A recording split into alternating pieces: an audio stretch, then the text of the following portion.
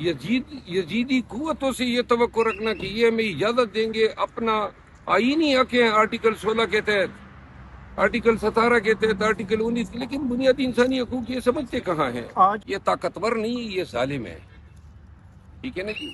یہ اپنے قوم، اپنے ملک کے ساتھ ظلم کر رہے ہیں۔ ایک صدی کا انقلاب آیا، 100 سال بعد پاکستان میں اتنا، یعنی 100 سال کا یہ صدیوں میں انقلاب ایسا آتا ہے۔ پنجاب نے پہلی دفعہ تاریخ میں جو ہے اسٹیبلشمنٹ کے خلاف ووٹ دیا ہے، اور جناب یہ بن گئے صدر، وزیر اعظم، گورنر، وزراء۔ ایسا ہوتا ہے مہذب ممالک میں۔ مینڈیٹ چوری کیا انہوں نے۔ جو کرپٹ تھے وہ گنگا میں اشنان کر گئے اور دھل گئے، وہ صاف ہو گئے، کسی نے نہ ان کو پکڑا، نہ ان پہ کیس بنا، اور پاکستان تحریک انصاف کے جو قیادت ہیں، جو ورکرز ہیں، ان کے پیچھے آج تک پڑے ہوئے ہیں۔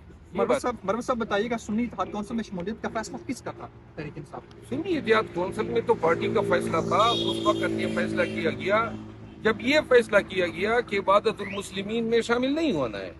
یہ فیصلہ کس کا تھا کہ عبادت المسلمین میں شامل نہیں ہونا؟ دیکھیں، یہ میں یہ بتا چکا ہوں کہ میں خود ان چیزوں سے لا علم ہوں، لیکن یہ بات میں نے کی ہے۔ اب آپ لوگ عمران خان کی کتنی رائے تھی؟ عمران خان کی رائے تھی کہ آپ سنی اتحاد کونسل میں شامل ہیں؟ نہیں، لازماً عمران خان کی منظوری سے ہوا ہے۔ خان صاحب کو قائل کس نے کیا تھا اس پر؟ میں خان صاحب کے ساتھ بیٹھا تو نہیں کرتی اس میں، مجھے علم نہیں ہے اس کا۔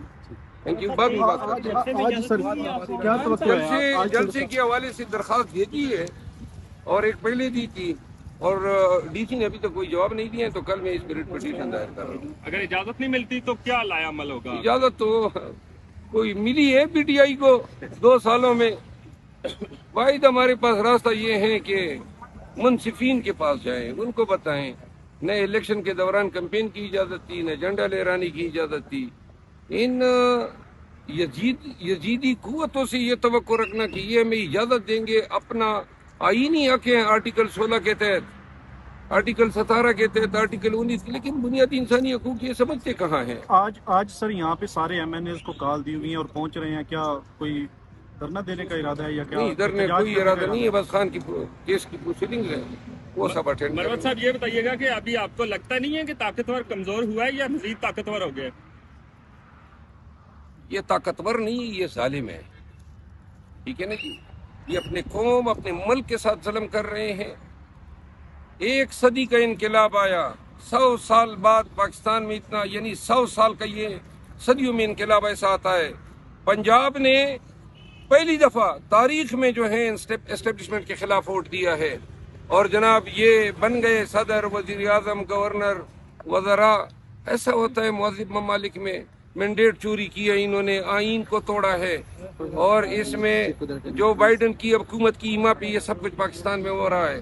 تو لہٰذا جو یہ کر رہے ہیں ملک کے ساتھ 9 مئی کے نام پہ، 9 مئی کا ڈھکوسلا ہے، اور آج تک کل پرسوں خواجہ آصف کا بیان آیا، یہ ہر چیز پہ گمراہ کن بیانات دے رہے ہیں۔ اور جو فوجی شہید ہوئے تھے، ہم نے ان کی مغفرت کی ہے۔ آئی ایم ایف کے حوالے سے غلط بیان دے رہے ہیں کہ آئی ایم ایف پہ ہم کہہ رہے ہیں کہ پاکستان کو کر، ہم نے تو صرف اتنا کہا ہے کہ جی جو شرائط ہے اس میں آپ کے بل، بجلی کے، گیس کے، آپ کی پیٹرول، آپ کی گورننس، آپ کے الیکشن کے اخراجات سب آئی ایم ایف سے ہو رہے ہیں، تو یہ آئی ایم ایف کے خرچے پہ آڈٹ بھی کرا دے الیکشن کا، یہ بھی ضروری ہے۔ تو لہٰذا یہ جو حکومت بنی ہے، یہ حکومت جو بائیڈن اقتدار میں رہتا ہے تو یہ بھی رہیں گے، اور اگر جو بائیڈن جاتا ہے تو یہ بھی انشاءاللہ ان کا بھی بوریہ بستر اگر بولنا سر ہوگا۔ ٹرمپ آتے ہیں تو پھر عمران خان کے چانسز بڑھ جائیں گے کیا؟ دیکھیں، یہ پالیسی ہے بائیڈن کی، پاکستان میں اس طرح طوائف الملوکی کی، اس طرح لا لیسنس کی، آئین کو توڑنے کی، الیکشن مینڈیٹ چوری کرنے کی، اور امریکی صدر کے لیے پاکستان جیسے ملک میں یہ کروانا یا نہ کروانا، بائیڈن کی، ٹرمپ کی اپنی ترجیحات ہیں، لیکن اگر ٹرمپ صدر بنتے ہیں تو شاید یہ جو پاکستان میں ہو رہا ہے پی ٹی آئی کے ساتھ، اس کی روک تھام ہوگی۔ سر ٹرمپ کے اس اقدام سے آپ کو نہیں لگتا کہ پاکستان کے اندرونی معاملات میں وہ مداخلت ہوگی؟ پاکستان کے اندرونی معاملات ہمارے ہیں کہاں؟ ساری عمر تو ہم پٹو رہے ہیں امریکہ کے. کون سی پالیسی ہیں جو ہماری امریکہ کے بغیر ہم نے کبھی بنائی ہو؟ یہ کیا خود مختاری کے نعرے آپ لوگ لگا رہے ہیں؟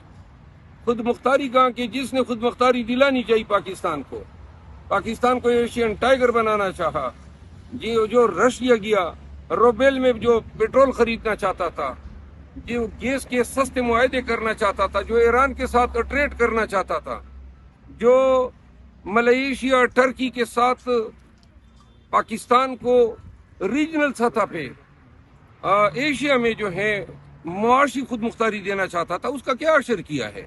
جیل میں ڈالا ہوا ہے. پارٹی آپ نے ان کی توڑ دی، مینڈیٹ ان کا چوری کیا، قتل آپ نے ہمارے ورکرز کیے، ہمارے ورکروں کو جیلوں میں ڈالا ہے. ابھی بھی سینکڑوں پڑی ہوئی ہیں، خواتین تک پڑی ہوئی ہے. یہ ظلم دیکھو پاکستانیوں، یہ آپ لوگوں کے ساتھ ظلم ہو رہا ہے. ہم آپ کے بچوں کی جنگ لڑ رہے ہیں، آپ کی مستقبل کی جنگ لڑ رہے ہیں. پاکستان میں جب تک حقیقی آزادی نہیں آئے گی، یہ مصلحتوں کے تحت یہ ذلالت بری زندگی ہمارا مقدر رہے گی. پرویز صاحب، میڈیا کے اوپر پابندیاں مزید لگنے جا رہی ہیں. کسی بھی بات کرنے کے اوپر ایف آئی آر ہو جاتی ہے اور ایف آئی اے کو نوٹس، ایف آئی اے کی طرف سے نوٹس ہو جاتا ہے. مزید وہ ہمارا ایک لڑکا ہے ڈیجیٹل میڈیا کا حسنین، اس کے ساتھ اس طرح کا واقعہ یہ حسنین کے بارے میں حسنین کا کیس لڑوں گا.